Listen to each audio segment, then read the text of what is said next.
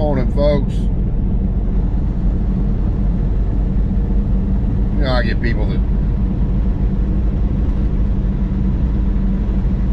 they either watch my videos or just hear me just talking in public. Say, oh, Big John, what the hell you know about economics or politics? What's going on in the economy? Just a truck driver. You ain't educated like these big old business channel types.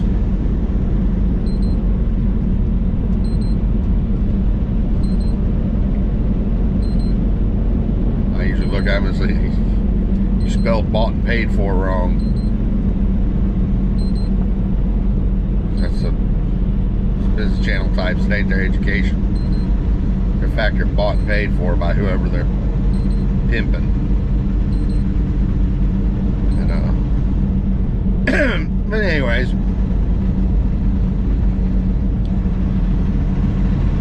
in a way they're right.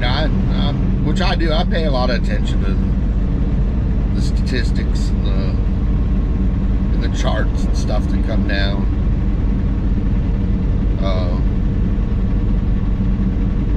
The severely massaged statistics that our government spoon feeds us.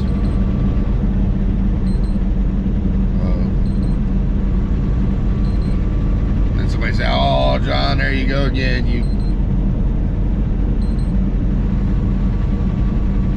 trying to throw dark on our government." I'll just give you one example. Right now, the government tells us that our inflation rate is running somewhere around 8.5%. Now, if you take our numbers from today and plug them into a calculator in 1980 to get the same CPI number, the only thing you do different is do the equations like they did it back then. We'd be running about 17% inflation. See, over the years, they've massaged these numbers. And they say, well, inflation's minus food and energy. So you take out the two things that people absolutely have to have, and they buy the most.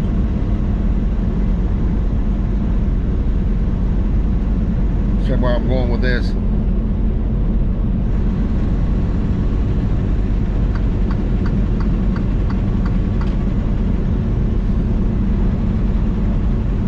If you ever listen to them on one of these business channels about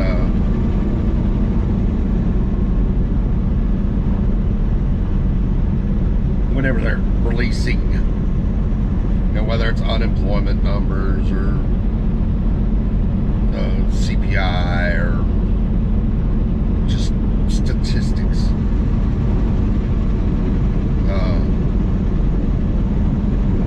You always notice there's caveats. That's numbers minus this, or it's minus that, or it's seasonally adjusted, or, you know, never just the straight skinny, you know. That's because they're massaging it. They're massaging it so they get the number they want to make the market and the economy do what they want.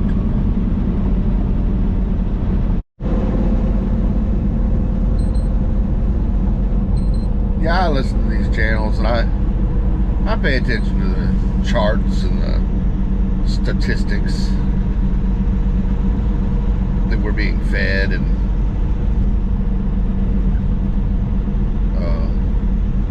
but then I take it, I give them a thorough mixing with real life. And you say, what do you mean real life? You know, well, by nature, I'm a truck driver. I drive all over the country.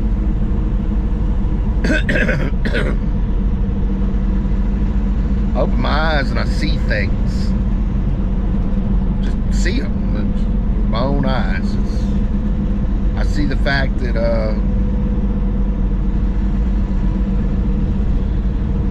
probably 2/3 of the flatbeds I see going up and down the road are empty.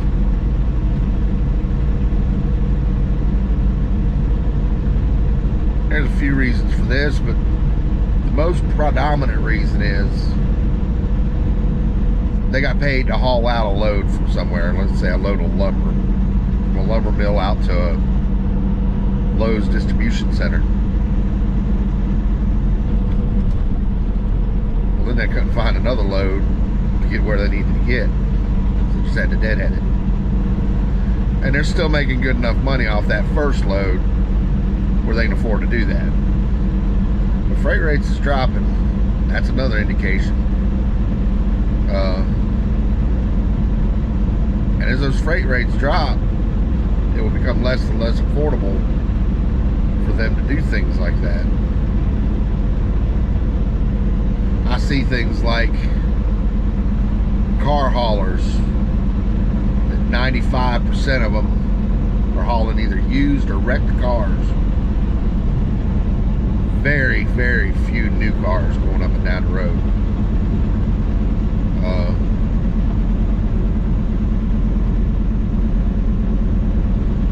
It's really the only manufacturers I've seen here, and a couple of these is just recently. I've just recently started seeing Hyundai hauling new cars. I've seen Kia hauling new cars for a little while. It's been a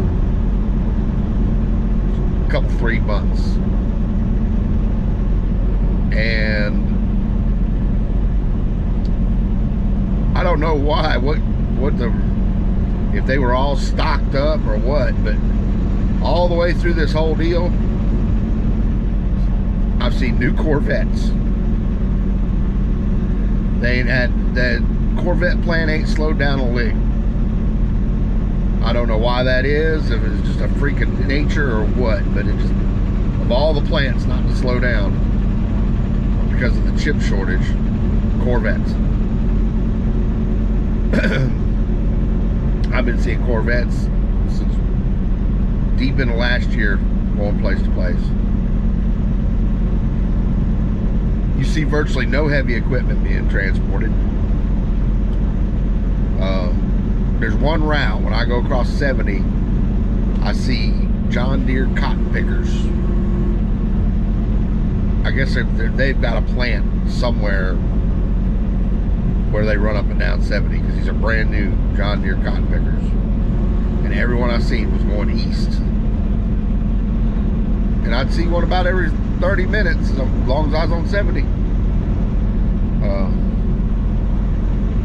Heading east, the only thing I can figure is they're going to the ports. Going to export these things.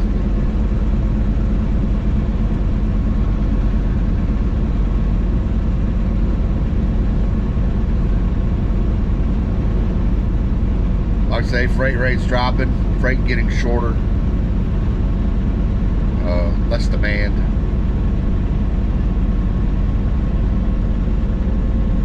I read the other day where UPS talked about laying off people. And UPS has only laid off people once before in their whole history.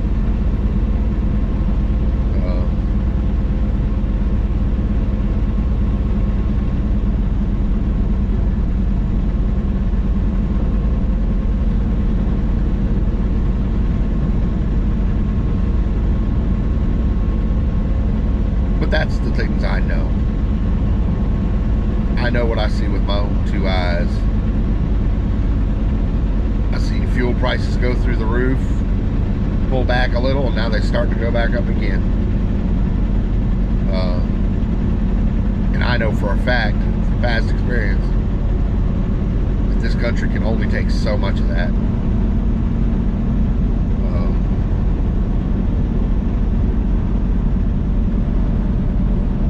I see all these people out here on the road. It's like right now I'm running through Georgia, and I'm seeing every state plate but Georgia.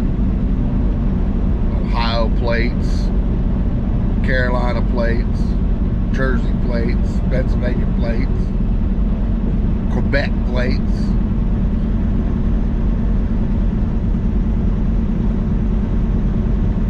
All tearing loose and going down to Florida because, you know, they love the governor down there so much. No, most of those people they ain't got a clue. All they know is their credit card still works. They absolutely do not have a clue about any kind of current events. Most of them, you walk up to them and ask them about the war in Ukraine, and they look at you and say, "Where's Ukraine?" They don't. They're the ones you see when they walk up to a man on the street to ask them a question like, "Who's your vice president?" and they don't know.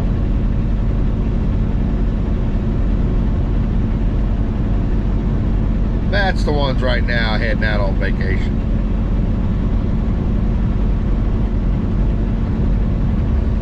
They just gotta have it. It's spring, and they just have to go on vacation. Gotta have it. Just like that iPhone comes out, they gotta have it. Gotta have that new iPhone. One day their credit card's gonna quit working. And those are going to be the first ones standing on your doorstep with their hand out, thinking the government owes them something. Mark my words.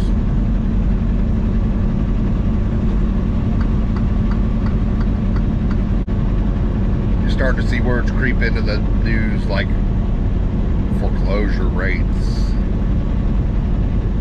repossessions.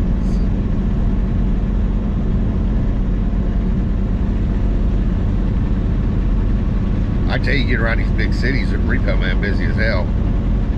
You used to only see him at night. You can always spot the repo man because he's got that tow truck with that little flipper rig on the back of it where he just backs up, snatches the wheels, takes off,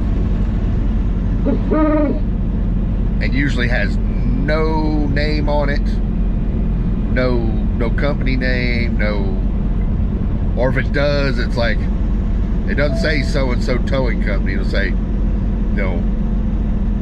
snatched your shit recovery. Or East-West Recovery Company. It'll be a recovery company. Because they're professional repo men. And, well, that's a rough-ass job. I had a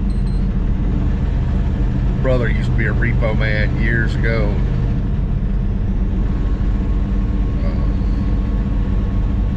He was a repo man in Texas. You go creeping around somebody's house in Texas, they shoot you. And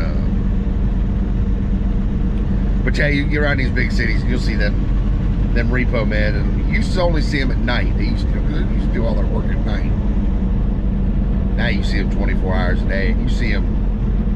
I'm guaranteed I'm fixing to go through Atlanta. And I won't get through the other side of Atlanta without seeing a couple of them. And that gas they're putting in them tow trucks ain't cheap. They're out there because they're snatching somebody's shit.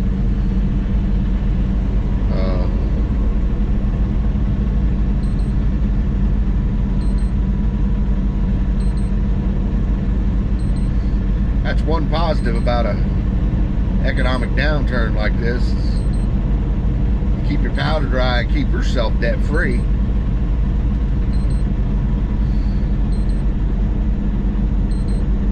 And when all these people start losing all their stuff,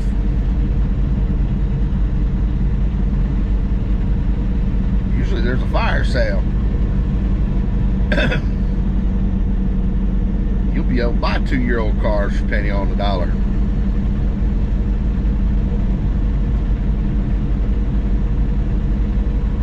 Houses at 75% off of market value. Because banks will just be looking to dump them. They already got the tax write-off off it. They know they're not going to make money because it got repoed, or the house was originally sold during the absolute top of the market, so they know those prices aren't coming back anytime soon. So They just want it dumped. They want it gone off their books. And they will take a horrendous loss to do that. Because it's all tax write-off. So that's the way big business works.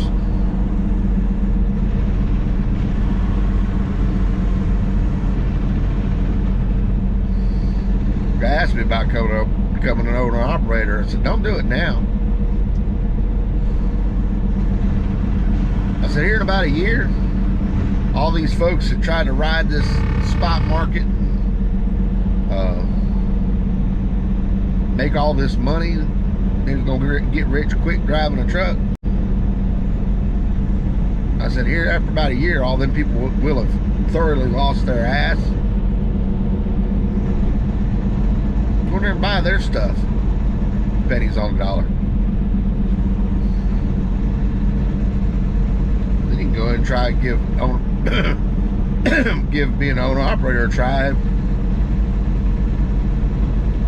at a very low overhead, which make your chances of being successful a whole lot higher.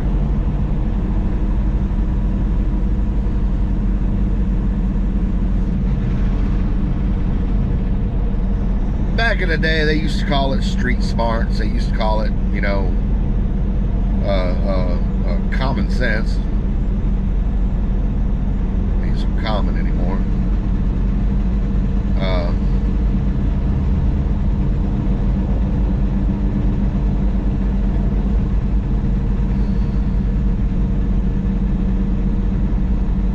You know, it's like that old man out in the country that can tell a storm's coming. Just because the way he feels, he just knows the storm's coming. You get out here and interact with this economy for so long, when it ain't right or when it's sick, you know it. You just know it. You gotta feel it in your gut.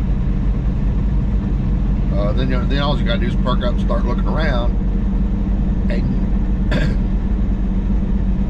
you'll see all them things that are wrong. This stuff those newsmen on the TV they can never figure out. They never can interpret, because they live in their little bubble with all their statistics and such. Interviewing the same guests day after day after day. Interviewing an owner of some company that, like, he's really going to tell you something's wrong with his company. He's on that channel trying to pump up his stock. It's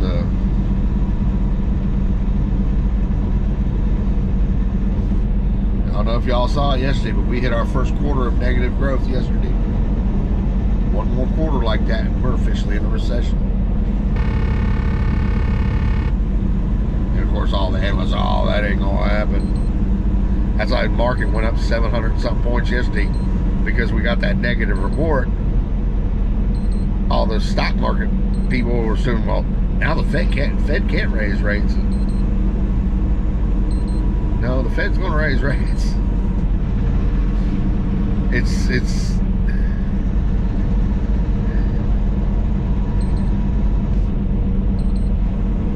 be sad if it wasn't so damn funny. And it's funny because my money ain't in it. I'm watching somebody else lose their ass. But these folks, they will say anything they've got to tell themselves to pump that market up so they can make just a little more money. Like I say, you know,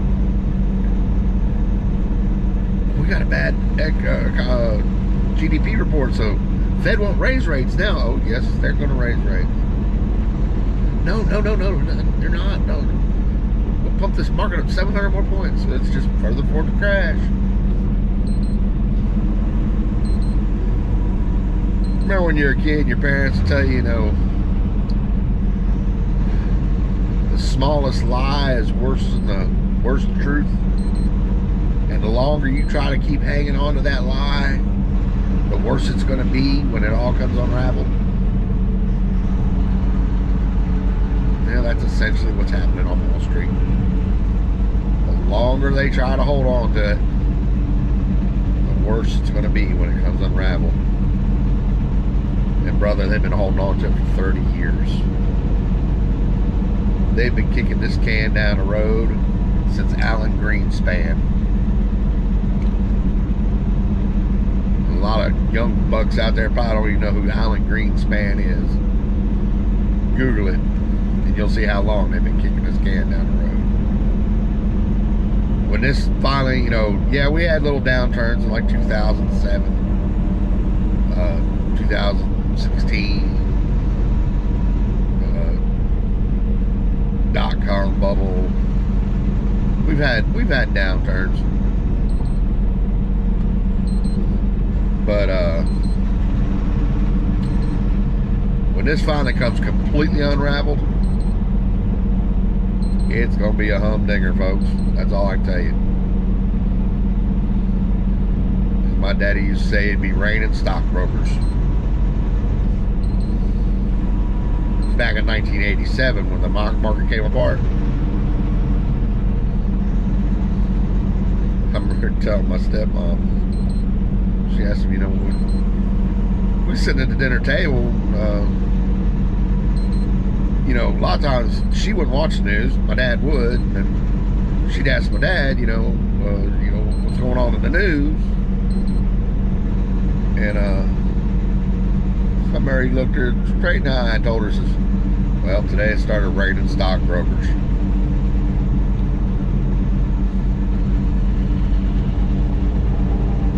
It's kind of gory, but what he meant by that is the stock market crashed so hard and destroyed so many people. They's up there in New York jumping out of windows.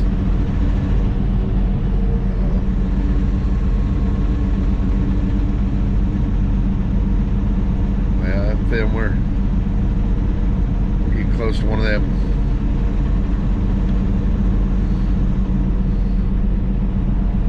Looking a bit overcast. We're raining stockbrokers. All these people that have been on CNBC and Fox Business, all these business channels, the Wall Street Journal,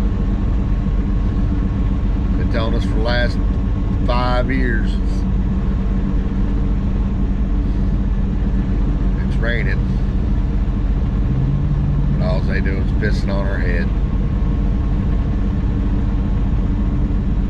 If you would, like and subscribe. Got any questions, shoot them at me. Shoot me some trucking questions, because this economy seems to be all I can talk about here lately. And I try to hit it from a trucker's angle, but